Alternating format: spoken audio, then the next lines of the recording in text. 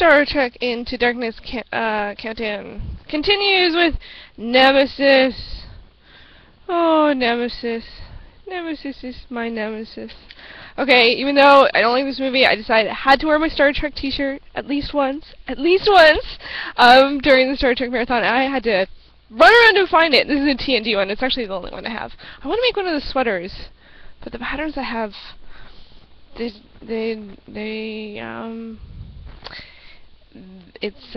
aren't good enough, so I have to keep working on that. Anyways, not talking about knitting, talking about Star Trek. So Star Trek Nemesis came out in 2002, and when I was like getting ready to watch this last night, I'm like, I knew that. I'm like, oh yeah, this one's 2002. I'm like, why do I know that? Who knows? More on that later. It is the 10th film in the Star Trek series in terms of films, and it features the Next Generation cast. Wow, that's really dark. And again, most prominently, I think this is in all of the, well, Picard is always prominent in the films. In this one, Data is also prominent as well. And gotta say, gah, and I don't mean the Klingon dish. Gah, I do not like this one. I do not like this one. I didn't like it when I first watched it. I didn't like it when I revisited it, which I think is the only other time I had seen it. I saw it in the theater. I watched it for the last Star Trek marathon I did, and I watched it last night. And I think that's it. I really do not like this one. I really. And even after rewatching it, again, I really don't like it.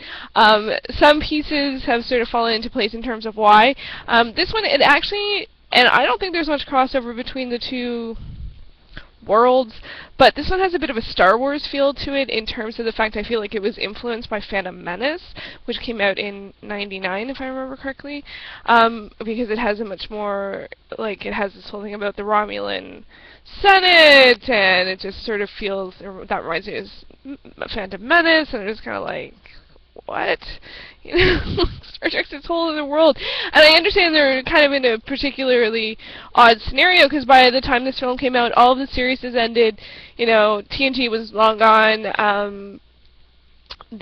Well, not that long. Well, yeah, actually, 8 years. Deep Space Nine had wrapped up, and Star Trek Voyager had just wrapped up, and I had forgotten that, because I was like, kind of like, whoa, a couple of things had happened.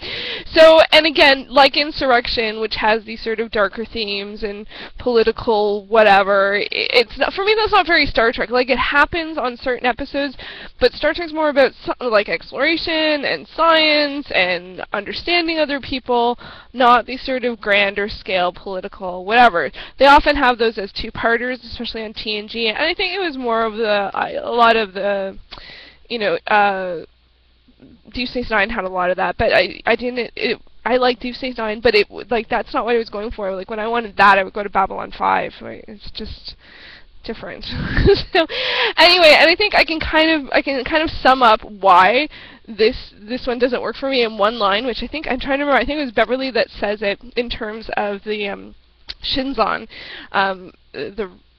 who becomes part of the Romulan Senate, and she goes, how did a Reman come to be a Praetor? And she says it like we'll all understand the significance of that. I've never seen a Reman before. What's a Reman? Who's a Reman? There's people in the Romulan world that are Romulan? Like, come on! Like, where did that come from? And what's a Praetor? You know, like, it's just like... that people might know, like, it might have another, meaning, like, not a non-just Star Trek meaning, but a Reman, it's like, no one knows, like, give me a break! It's not a Klingon, you know? It's not even an Andorian, like, it's just like, come on! We don't know what that means. Like, we understand by the emphasis that you are concerned and surprised and all this stuff, but as someone who's watched Star Trek for years and years and years, I'm like, no, that's not going to work for me. Like, you know, I was fine in stuff like Insurrection because we knew that these are new people to the Federation. No. No. And if it's in the series, if anyone's like, no, Shannon, on, you know, Deep Space Nine 2.94 is blah, blah, blah, I'm like, fine, but I have seen a lot of, like, I've seen all the series, and I was like, what are you talking about? Anyway, so that didn't work for me, and it's just a lot darker, and it's weird. It is in a lot of ways more personal. It has a lot of themes of duality, facing oneself, some philosophical questions, but for me there's also a philosophical question or point of view that I just don't agree with, and it sort of has that, that sense of what are you a product of your society, or are you an individual and choices you would make? And I don't agree with the take that they take. I don't think they take a stand in the film. I think they show multiple perspectives, but I didn't believe it. In this particular scenario, especially when they're dealing with Picard, I'm like, I don't believe it. We've all seen, if you're a fan of the Next Generation scene, we all know what there are only 4 stars means. We know what that means. So I'm not buying this. So, and it's hard because, like, this actually might be a film that people that aren't as familiar with the series might enjoy, because there's lots of action and yada yada yada. But, like, in terms of the characters, I didn't believe that, and like to have this be the 10th film and the last Next Generation film, and to have it feel like that, I don't believe that would happen. I don't believe that about Picard, you know. And there's also some stuff with Troy, the whole violation thing, and I'm like, are you kidding me? Are you kidding me? We get to see this, like, and it's it's like we've seen this in the film series, and it happened in the show too, and I'm like, I don't want to see this. And then Picard asks her to endure more. I'm like, no. He wouldn't do that. Starfleet wouldn't be okay with someone enduring a violation. Like, that's just BS. I'm like, I'm calling BS on that all the time. So, I don't want to harp too much on this. I'm not a big fan of negative reviews, but I just really didn't like it. On the flip side to that, Tom Hardy, he's pretty awesome, and I think it's hilarious because I'm a huge fan of him from, I think it's Bronson on, and I totally forgot he was in this. So that's really funny. And Ron Perlman is in there. Like, he's the Viceroy. I'm like, I think he must be the Viceroy. That's the only character that would make sense. I'm like, I totally didn't know it was Ron Perlman. So that's kind of weird and cool. Love Ron Perlman. But it was just like, you know, with all the makeup and stuff, I didn't see him. So for me, this is a bit of a sad send-off for the Next Generation. And it ends on the 10 set of film, you know, because we didn't know that there was going to be another Star Trek in a reboot, and it does have its own feel and flavor. So for me, it kind of ends it on a sour note, but for me, I'm actually really happy because, actually, I think during this marathon, I've been doing a Star Trek Next Generation rewatch. I started last September, and I took a bit of a break, and I realized I stopped rewatching Next Generation because I didn't like this movie, because that's sort of like the most recent newness, and I'm like, I really like TNG, so I'm really happy I did the rewatch. I sort of took a break during the films. It was weird to do them both at the same time, so I'm going to get back to that. I'm in the middle of season 6, and I write about that. I don't vlog about that. I write about that over at Planet Shannon, and I'll put the link below if you're curious on that. But I do have I know this is already long, but I do have a kind of a special treat, which one of the reasons why this popped into my head that this was 2002 was that was around the time I started getting back into film.